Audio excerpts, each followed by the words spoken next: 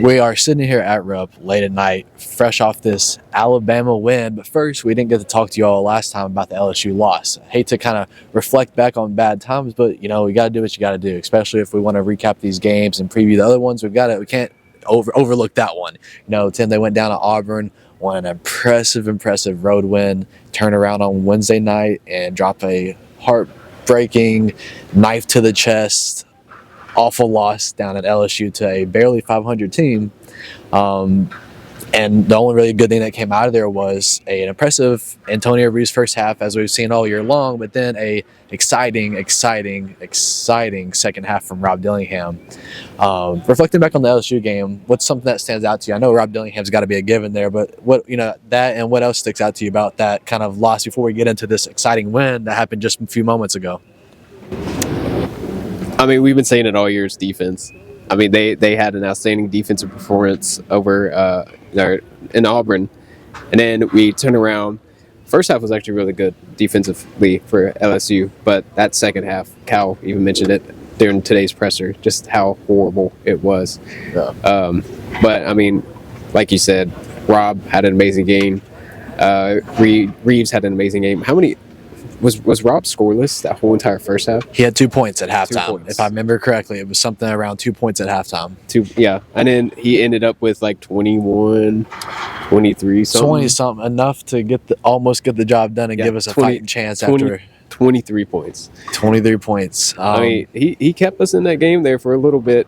And I still think if we had Trey Mitchell during that game, I think it would have been a whole different story. I think we would have easily won there. Because, I mean, foul trouble was an issue, and having that veteran presence of Trey Mitchell would have been huge, especially in that last play. Yeah. That was so heartbreaking. Yeah, I mean, that's all I really had about the LSU game. I think things would have been a little different with Trey Mitchell, especially that's the thing that sticks out to me, too, on that very last play. They hit the shot. Credit to them. It was an impressive shot. It was a little bit of a lucky shot, but, hey, they had one attempt. They hit it. I think if Trey Mitchell was out there, they would have had a little bit more pressure on there. If I remember correctly, I think when Adu had the block, I think kind of the play just kind of almost – they froze for a second. I don't think they expected that guy to catch the block and throw it up. I think that was Ugo's guy, if I remember correctly. I'm confident Trey Mitchell, with his veteran leadership experience, likely have been in some of those scenarios before. He probably would have made a difference there. Who knows if that shot rims in and out, if it's more contested. It was a good shot, or a lucky shot. It went in, props to them. But it definitely, I would have rather had Trey Mitchell going into that game for sure. Yeah, and not to like blame it on anybody at all, but that was actually Rob's man. If you, I rewatched the tape, and Rob was out there on the perimeter as well as his guy. His guy crashed, and Rob was just watching that ball. And whenever Adu gets that block, you can see Rob kind of wanting to run out a little bit, so hopefully they could get the ball and just throw it out to him, ball game. But unfortunately, that wasn't the case. This man crashed. He got a magical lob by Jordan Wright. And was it Jordan Wright? His name? The guy who hit it was Tyrell Ward. But Jordan Wright threw that pass, was it? I believe so. Jordan Wright's been our kryptonite these past 2 years, because, I mean, he hit the Jordan Burks. No. Jordan Wright for LSU, right? Is it I don't Wright? know their names. I want to say it's Jordan Wright, because he was on Vanderbilt last year for a last home game whenever they hit that buzzer beater. Yeah. So he's kind of been our kryptonite these past 2 seasons. Guy that's really familiar with Kentucky, right? Yeah, no, it is.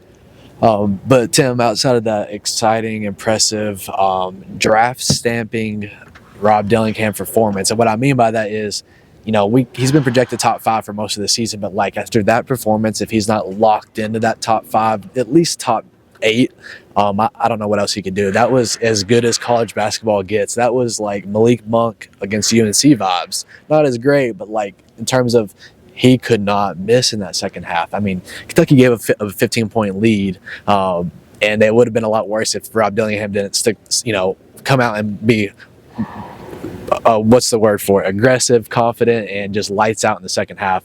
But, my mind's all wrapped around this Alabama win. Right behind us, you see the great Rep Arena. Tonight it was in pure fashion. It was in pure form. It was, as they've been all year long, the home crowd showed up. And just talking to someone before the game, it's like, they were like, I'm glad Kentucky fans showed up for this one, as we knew they would. But after a gut-punching loss down at LSU, a not very good win rate at home this year, a lot of letdowns, even when the crowd's been here. Just a little bit of me did wonder how the fan base would be here tonight. You know, I knew they would show up, but like sold out, like barely sitting room. It was pretty close to that tonight. And to get into, you know, number 13 Alabama, Nate Oates, a guy that like at one point in time kind of thought, you know, he would have been a name on the list to be here. Some people still think that he could one day. Who knows if that will actually happen with the off the court stuff that's happened at Alabama. But anyways, a big brand. Alabama basketball has been on the rise over the last 6 or 7 years. Nate Oates, a high offensive scoring team that came in here. You knew this was going to be a shootout. I think both teams are, for most of the year, Kentucky was number one, but over the last few games with the drop-off, Alabama took that number one place for most points per game. So you knew this is going to be a shootout. What was the final score? 117-95, is that right? 117-95, yeah. Yeah. Almost broke the Rep Arena record of 118. That was set by this same team, Tim, back against Marshall. Yeah, back in the non-conference November where you just beat up on people. And they did it against Alabama, in-conference opponent. It's almost March. Like, this ain't you're just beat up on a nobody school and flex on them a little bit. Like, that was a solid team. Now, I know they don't play very good defense very well. You expect it to be a high-scoring game, but still, 117 against Alabama?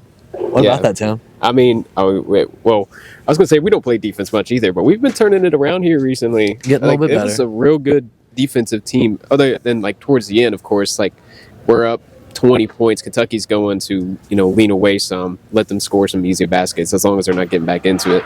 But I mean, it was a hell of a game by Kentucky. Justin Edwards, 10 for 10. 4 for 4 at the three. Yeah.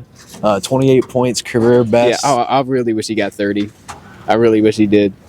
Tim, I was thinking of my post-game thoughts. It's like, yeah, it's cool. He put up 28 points. He finally kind of broke out. I know we're how many games into this, but he finally had his moment that we've been waiting on all year long. But the thing that stands out to me is the way it happened.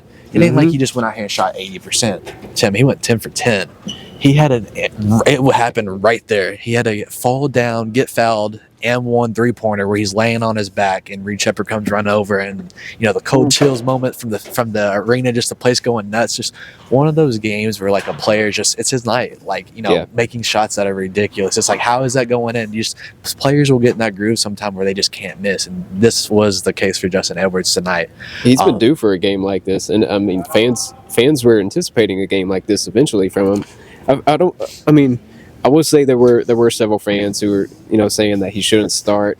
Adu should get more minutes over him. And I mean, at some point I was thinking the same thing. I gotta admit, I was one of those people too. He had a few down games for sure. Well, several down games, but just a few games where he just, it was like he could barely play at all. Yeah. But to have a game like this, and he's kind of been up on the rising these past few games. The Vanderbilt game, that kind of seemed like there was some weight lifted off his shoulders, and ever since then, he seems to kind of have been a different player. And this just kind of solidified that he is that top five or the top five-star recruit that he is. Yeah. And I'm glad that he's finally kind of earning that reputation. I'm glad we're not in the situation of it being the summertime, the off season, we're waiting for Justin Edwards to come back, and it's like, is he ever gonna, does he actually have that in him? What he was projected to have the day that he committed to Kentucky. I'm glad he's over. We're over 27 games into this thing now. Probably about 5 games ago is where he kind of got things going down at Vanderbilt. That was kind of one of the first ones I could think of off the top of my head. He's finally getting things going. A couple games there, he started off as scoring our first 5 points of the game, just a quick start, and then it kind of fizzled off after that. But tonight it was from start to finish. And dude, how cool was it when he walked off the court? Cal kind of, for once, took most of his starters out with 5 minutes to go. He never does that unless you're up a bunch. You're up by 20. I think we finished with a 22-point lead, so he finally did it. Normally it takes something like that to take those starters out with that early left in the game. And Justin Edwards walked off the court, and like this place went nuts. Absolutely nuts. Like a standing ovation. Cal was even like doing this. Yeah. You could feel it was like the players were all over him, kind of like just prideful and happy for him. And so was I. Even though I was projecting him to, I didn't think he should start for us. I thought he should get less minutes. I never wanted the kid just to come here and lose his opportunity. I just thought there should have been other guys in front of him. I'm so happy that although Cal had forced this and forced him to stay in that starting lineup, Justin Edwards finally got things going against a big name opponent. I love that it was here inside Rupp on this home floor. You know, he got to do it in front of these fans that have embraced him all year long. It's pretty special to see. I was really happy for the kid. I was. Oh yeah, I mean for sure. I mean, and if you want to go check out a presser over on Cats coverage, he mentioned how early in the season, whenever he wasn't performing up to his standards, how he was kind of down on himself, and he said that he had his teammates, he believed in himself, and I mean, Coach Cal, even, what was it that he said during his presser? It's like, I believe in you, and then Justin was like, well, I believe in myself. Something like that. He said he's lived in the gym. Him and Antonio Reeves have been in the gym the most of any player. So so he's worked his ass off, and so I'm very glad that he has had a game like this. Yeah. I still can't believe it was against Alabama of all teams. Yeah, it's not like we just mentioned. It's not a nobody opponent where you it would have still been cool if he did that, but like this is a quality opponent, a team that's going to be in the NCAA tournament for sure. So it's really rewarding. It's really encouraging that, Kentucky added their sixth player of this season to score 20 points or more in a game. You just added Justin Edwards to your rotation of people who can contribute to the team. Like you already knew how great this offense was and how many points it can put up a game. Then you added finally another guy. Now will he continue this? I don't know, but we're going off fresh off this performance. Like, you have that option. It's at least possible. We've seen it happen already, and that's very encouraging as the season starts to kind of wrap up. Yeah. There's something else I was going to say about Justin Edwards that I totally blanked out on. Was it about his interview talking about the mental struggles he's went through and kind of how he's gotten out of that hole? Yeah, and somebody asked him, is like, did you wake up today and know you're going to have a game like this? He's like, no. He just kind of went on with his daily routine and everything, and he just came out here and turned up, had one heck of a performance. Probably some of its perspective of, like, imagine if you were him. We're 27 games into this. At some point you're just like, is this thing ever going to get going? Like, if you're Justin Edwards himself, it's like, you come out here and put in much repetition as everyone else. It's like, when is my chance going to come? And I could see after 20 something games, your confidence, your expectations is like, is it going to happen this year? Like why is it not happening for me? We've seen all these other guys get going. Why not me? I could see how that, he'd wake up and kind of not expect it. But sometimes that might be the best thing. We talk about this team going on the road when they're like, we got nothing to lose. Let's just go in here and win this game. Almost all the pressure in the world becomes no pressure. Maybe that was the case tonight. Yeah. And I mean, how about Big Z as well? He had 18 points? Something like that. And like the past few games, I mean, he's kind of unplayable in a way. I don't want to say unplayable, but he would make one mistake and Cal would pull him out. But Cal mentioned that during this presser, he was like, I want to play Z more. Yeah. There's been games where he's not even got 18 seconds. So tonight, come out and get 18 points, pretty impressive to get him going at, there's some games where he doesn't play at all. And some games he had however many, 15, 20 minutes that he had tonight. It's kind of cool to see that he can just, if tonight's my chance, let's make the most of the opportunity. Just like we saw his debut. Yeah. He found out a few hours before that it was his chance to play, and he came out and made the most of it. So talk about, making the most of your opportunities when you get them. It's pretty impressive. Yeah, and I mean, I got to say as well, I mean, he's going to have a crazy NBA career. He's gonna be a starter in the NBA. But if for some reason he never is, the Harlem Globetrotters are right there to call him up. That pass that he did to Adu, I was not expecting that. Behind the back, another behind the back. Insane. I don't know if those are kind of things that are common over in I forget what league he played in. I know he's from Croatia. I just don't know the league exactly. But sure. I mean. Especially, I mean, I feel like if that play was completely botched, Cal would have been so pissed off at him. Oh yeah, for sure. But like that now that it was pulled off and Cal understands that he can do these kind of things, I feel like he's gonna kind of loosen that leash on him some. Let him be a little creative as long as the game's not completely out of our control. Yeah, I think this year Cal's, you think you can't teach an old dog new tricks. Is that how it goes? But you would think at this far in the season, I feel like Cal's learned the lesson, especially with the whole Rob Dillingham. He's let him have a bigger leash, and you've seen this. Rob Dillingham's been impressive, and you let him make a couple mistakes in the game, just as you let Z kind of do his behind-the-back passes, because most of the time it works out, and if it don't, you got other options. I think this has been a year of patience after a few rough years. I'm happy to see Cal kind of adjust, kind of find new ways of coaching that he's not. He's been a coach for 40 something years. Yeah. I mean, it's hard to teach someone that's stubborn, a big ego. That's not even a mean way. Like, Cal has a big ego. You've got to. You're Italian. You're a coach of Kentucky basketball. Like, if you can't come in here being this passive guy, you have to have a big ego. So to teach someone that kind of runs the show, has all the spotlight on him, to kind of change his ways a little bit, it's very hard to do. As we've seen over the years, he's kind of stuck with what he thinks works. But this has been a year. It's had some disappointing things, but like, Cal's coached a different way than what we've seen over the last few years, and with Big Z and Rob Dillingham, and we've seen just that.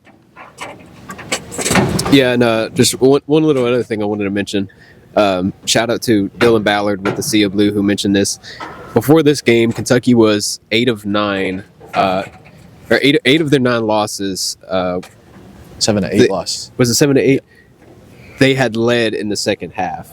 Or going into the second half. Yeah. So they had that lead at halftime and then would lose the game in that second half. That's brutal. And I mean, we had a 16-point lead tonight. Yeah. Kentucky at half. I think Kentucky at halftime it was 16 points, I believe, but I think they at one point in time they led by, what did it say, 37? Did I read that correctly? It said at one point in time Kentucky led by,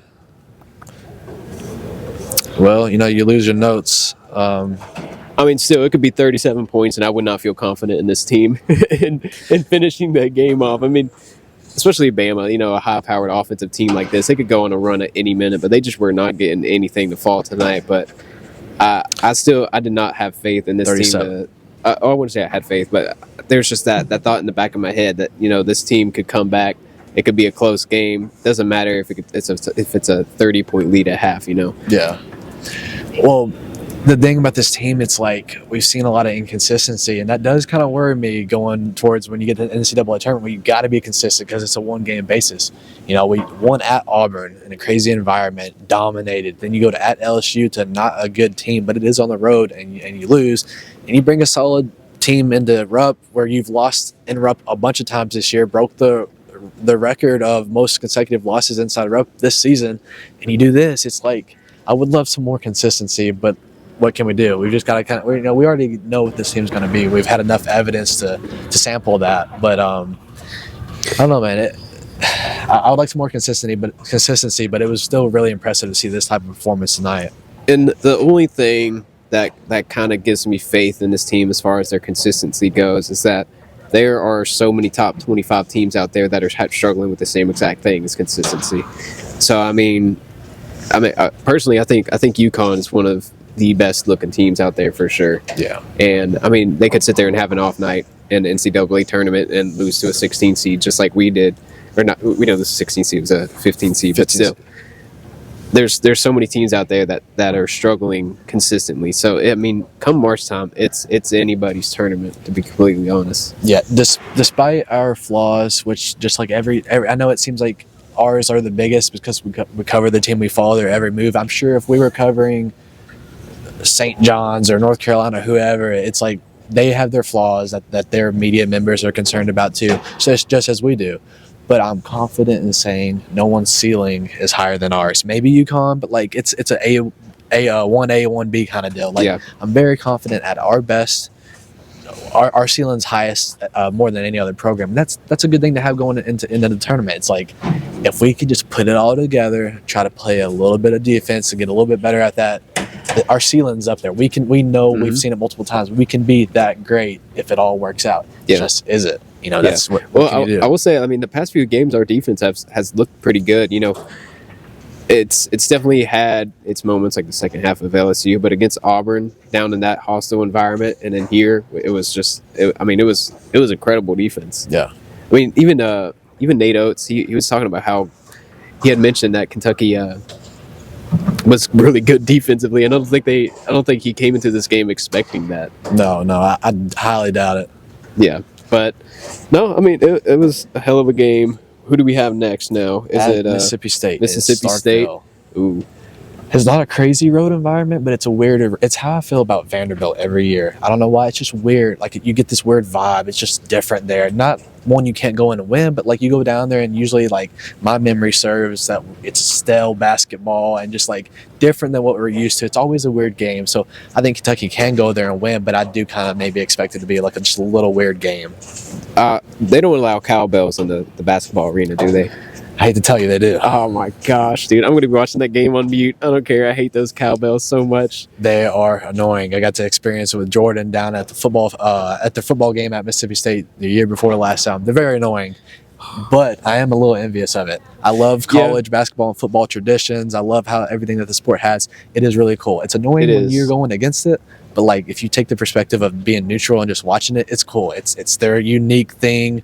You know, we have our ice cream. Well, they got their cowbells that affect the atmosphere. Yeah. You know, I do kind of think it's cool. I hate when it's against us, but watching it against other teams, I am kind of jealous of it. I don't know what's worse, the cowbells or the South Carolina. The whatever it is. The cowbells are louder.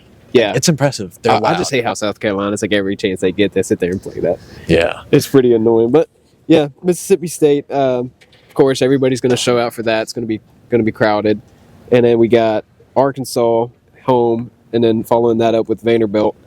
Arkansas was a close game.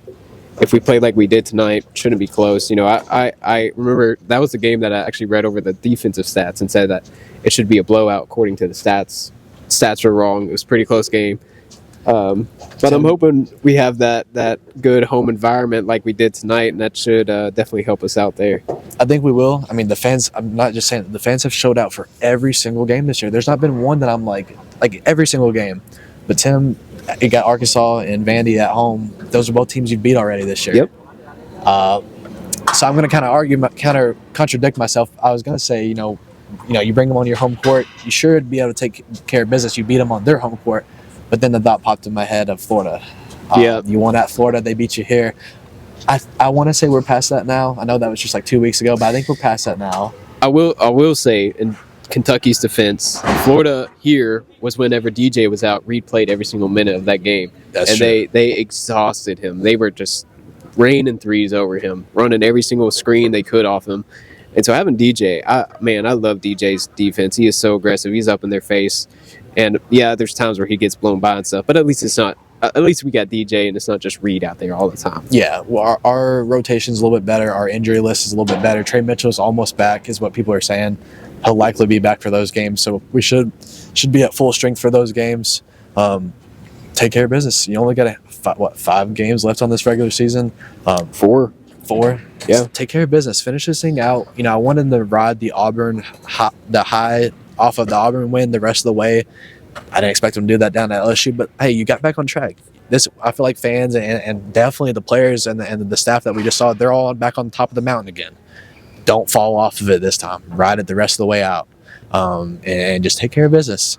Stack up a couple more wins. Try to improve your resume. We're 19-8 right now. You said 4 more games left. 4 more. Make it 23-8. 2 home, 2 away. Can we do 20-8? Surely. Win at Mississippi State, beat Arkansas and Vandy at home, and let's go into Tennessee and go guns a-blazing and then see what happens. Man, I hope we beat Tennessee at home. Should be some revenge there. They came in here on your home court and waxed you. Take that personal. I sure hope they do. Go down there and still win at their place. Mm-hmm. We can win on the road. We've played better on the road. Why not? I'm kind of talking myself into it. Let's win these last 4 games. 23-8. It's not the best in the world, but it's not as bad as things we thought we're going to get. Go into the SEC tournament with a hot hand. Give whatever place they give you on that Thursday night and just win out. 3 or 4 games in the SEC tournament and go into the actual tournament with some confidence. Yes. Yeah. Confidence and consistency. 2 C's. That's what we need the most. Yeah. So, I think that's kind of most of the thoughts I've got in my vault for tonight. I'm still wondering where Michael Epps is. Have you heard from him? No. Last I heard is he was down in Orlando. That's it. Yeah, he's having a good time down in Orlando, and he said he was going to show up for this game tonight. He's probably back at the station, but me and Tim haven't. Michael, where you at, man? We ain't heard from you. Are you okay?